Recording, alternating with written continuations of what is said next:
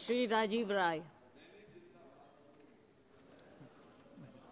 धन्यवाद मैडम।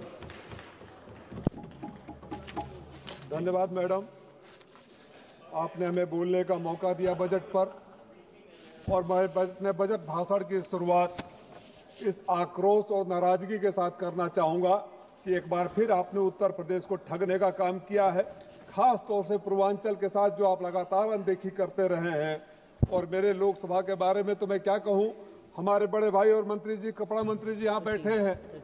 हमारे यहाँ एक कताई मिल है, केंद्र सरकार की जमीन है, कल्पनाथ राय जी ने शुरू किया था। आज से 7-8 साल पहले कपड़ा मंत्री जी और उत्तर प्रदेश के मुख्यमंत्री जी घोषणा कर रहे थे कि चुनाव था कि उस कताई मिल को शुरू करेंगे। हमारे यहाँ उस कताई मिल क्या, हमारे मऊ घोसी लोकसभा में 1 पैसा देने का काम इस सरकार ने पिछले 10 सालों में नहीं किया है, एक भी प्रोजेक्ट नहीं लगाया है। अगर आप इसी तरह अन्याय करते रहे तो आजादी के बाद गलती से एक बार आपने 2014 में चुनाव जीत लिया था। इधर रेलवे मंत्री जी कहीं थे, मैं एक लंबा लिस्ट दिया था गाड़ियों का, दोहरी घाट से नहीं चल सकता, बॉम्बे का नहीं चल सकता, दिल्ली का नहीं चल सकता, कलकत्ता का नहीं चल सकता। तो किसी पंडित ने बताया था आपको यहाँ कुर्सी पर बैठ कर रहने के लिए कुछ चल ही नहीं सकता। तो उसका जवाब यह है कि चुनाव आने वाला है, प्रधानी में आपको वोट नहीं मिलेगा, ब्लॉक प्रमुखी में वोट नहीं मिलेगा, जिला पंचायत में वोट नहीं मिलेगा, विधायक में वोट नहीं मिलेगा, लोकसभा में वोट नहीं मिलेगा। मेरे घोसी लोकसभा की तरफ से मैं आपसे निवेदन खास तौर से करता हूं कि कपड़ा उद्योग आपका है, बुनकरों में खाली माइनॉरिटी के लोग नहीं आते हैं। जब कपड़ा बिकता है तो ट्रांसपोर्ट वाले भी होते हैं, धागे वाले भी होते हैं, अर्थव्यवस्था सुधरती है तो सारे धर्मों के लोग होते हैं।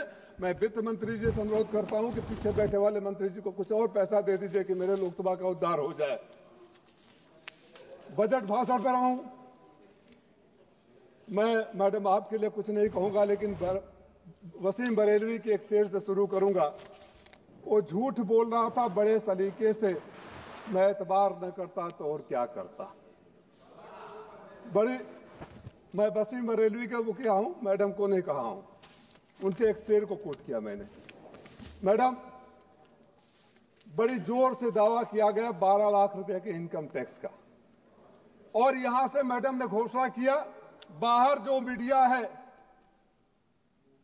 अब उसको लोग गोदी मीडिया भी कहते हैं, जोर शोर से 45 करोड़ लोगों को फायदा पहुंचाया। 35% लोग मिडिल क्लास में आते हैं, मिडिल क्लास की परिभाषा नहीं पता है। सच्चाई ये है मैडम, कर्जदार बना दिए, माफ कर दीजिए कर्जा, किसानों का कर्जा माफ कर दीजिए, मैं आपका स्वागत करूंगा, वंदन अभिनंदन करूंगा। कर्जा क्यों बढ़ा रहे हैं? मैडम, सच्चाई ये है, इनकम टैक्स के जो 12 लाख का छूट हुआ है, 7.4 करोड़ लोग केवल इनकम टैक्स भरते हैं, जिसमें से 5.2 करोड़ लोग नील इनकम टैक्स भरते हैं, यानी जीरो रिटर्न करते हैं, जो 70% के बराबर है। 2 करोड़ 2 लोग, जिसमें 28% पुरानी रिजिम ओल्ड आयकर व्यवस्था के अंतर्गत है। 1.5 करोड़ बच गए। 1.5 करोड़ में मुश्किल से वो इनकम टैक्स पे ही होंगे जो 7 लाख से 12 लाख के ब्रैकेट में आते होंगे, कि 7 लाख से पहले वाले तो पहले ही आप कुछ नहीं लेते थे। नहीं, मैं सच में बोला, सच सुन लीजिए।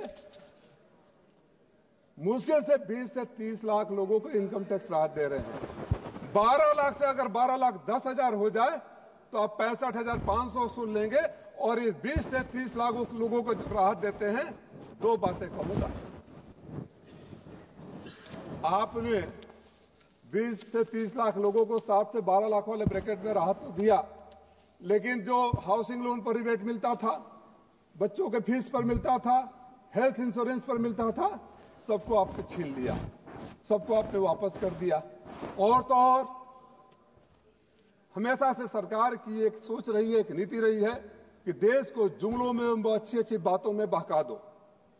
चंद महीने बाद 8वां पे कमीशन शुरू होगा मैडम, और जो 7 लाख से 12 लाख कहने की में छूट देने की बात कर रही है, मैं आपसे निवेदन करूंगा कि जब आप जवाब देने के लिए खड़े हैं तो घोषणा कर दें कि जब 8वां पे कमीशन लागू होगा तो सबका रेट भी प्रोपोर्शनेटली बढ़ा दिया जाएगा। जिसको छूट देने की बात कर रही है, सब इनकम टैक्स के दायरे में आ जाएंगे। विरोध नहीं कर रहा हूं, मैं पुराने रिजिम में जो रिबेट किया जा रहा था उसको मांगने की बात कर रहा हूं। मैडम मंत्री जी हैं, वो क्या कहें। मैं आपसे देश के किसानों के बारे में भी कुछ कहना चाहूंगा, खास तौर से हमारे उत्तर प्रदेश के। पूरे देश में जो एग्रीकल्चर ग्रोथ रिकॉर्ड किया गया वो 3.3% था, जबकि हमारे उत्तर प्रदेश का 2.5% है। ये कहानी तस्वीर बयां कर रहा है, जो अच्छी अच्छी बातें ये लोग करते हैं। उत्तर प्रदेश में 69 लाख किसान कर्ज में डूबे हुए हैं। देश में हर घंटे एक किसान आत्महत्या कर रहा है। आमदनी दुगुना करने वाले लोग आज 18.7 crore farmers are under agriculture and obligation. दोगुना दाम देने के वादा किए थे। किसान भी हैं, ये किसान भी हैं। दोगुना दाम मिल रहा है। आप 16 लाख अपने उद्योगपति, 16 लाख करोड़ रुपया अपने उद्योगपति मित्रों का माफ कर दिया। किसान आत्महत्या कर रहे हैं, आप पीठ ठोकते हैं कि हमने क्रेडिट कार्ड की क्रेडिट लिमिट 3 लाख से 5 लाख कर दिया। अरे हम जहां से आते हैं, पूर्वांचल से आते हैं मैडम, हमारा पूर्वांचल पश्चिमी उत्तर प्रदेश, पंजाब और हरियाणा की तरह किसान नहीं है। हमारा तो 1 बीघा, आधा बीघा, 1.5 बीघा, 2 बीघा वाले होते हैं। उनको आप कर्ज के जाल में फंसाना चाहते हैं, क्यों आत्महत्या पर मजबूर हो जाए। हमारे यहाँ कोई उद्योग नहीं है, हमारे यहाँ कोई धंधा नहीं है, हमारे यहाँ छोटे छोटे किसान हैं। मैं सरकार से मांग कर रहा हूं, पिछले 5 सालों में उनको छूट है, बोलने दीजिए।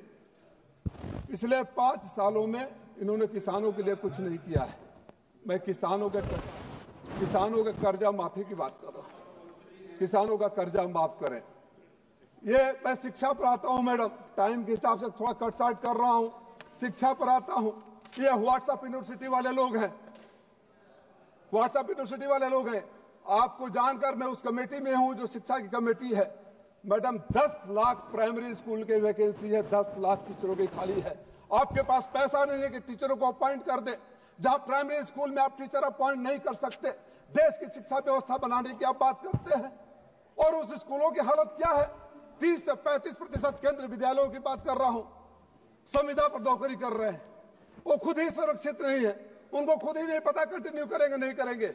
और कितनी बड़ी विडंबना है कि 9th के मैथ के क्लास में एक टीचर जाता है जो रेगुलर है, जो 1 लाख 1.25 लाख सैलरी पाता है, दूसरा संविदा वाला जाता है जिसको 40,000 आप सैलरी देते हैं।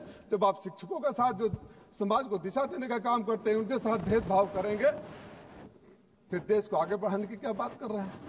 प्रधानमंत्री जी आते हैं, MBBS की सीटें बढ़ा दिया, 1 लाख बढ़ा दिया, 10,000 का प्रस्ताव पारित कर दिया, 10,000 सीटें बढ़ाएंगे। मैडम 8 मिनट टाइम था, अभी तो 5 मिनट हुआ। मैडम आपसे एक और अनुरोध है, आप डेटा मांग लीजिए। हर मेडिकल कॉलेज में MBBS पढ़ाने के लिए, चाहे इंजीनियरिंग कॉलेज में, PG फैकल्टी की जरूरत होती है। देश में PG फैकल्टी नहीं है, लेकिन शिक्षकों में MBBS की सीटें बढ़ा दिया।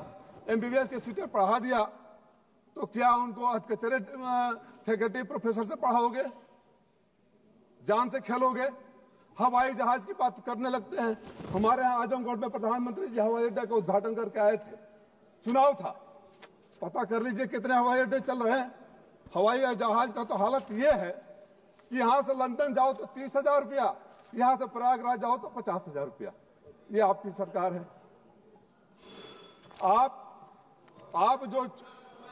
आप जो बातें करते हैं बजट भाषण में, आप जनता के ऊपर जो एहसान करते हैं, 2 लाइन फिर दोहराऊंगा और बार बार दोहराऊंगा। आप आवाम पर कुछ ऐसे एहसान करते हैं, आंखें तो छीन लेते हैं और चश्मे दान करते हैं। Thank you. मैं एक अनुरोध करते हुए कि मैडम हाथ जोड़कर कह रहा हूं, पूर्वांचल बहुत पिछड़ा है, भूखमरी के कगार पर है। हमारे यहाँ उद्योग नहीं है, हमारे यहाँ किसान छोटे छोटे हैं, हमारे यहाँ बाढ़ और सुखाड़ का क्षेत्र है। आप अपने दिल पर हाथ रखकर सोचिएगा, अगर पूर्वांचल के लिए कुछ नहीं दिया हो तो पूर्वांचल पर उपकार कर दीजिएगा। और मेरे घोसी लोकसभा में जो बंद पड़ी मिले हैं उसको चलवा दीजिए, वही रोजगार को अवसर प्राप्त होंगे। बोलना बहुत कुछ था। मैं ये कहते हुए कि जो बजट है किसान विरोधी है, नौजवान विरोधी है, शिक्षा विरोधी है, चिकित्सा विरोधी है और इस बजट में कुछ भी नहीं मिला है।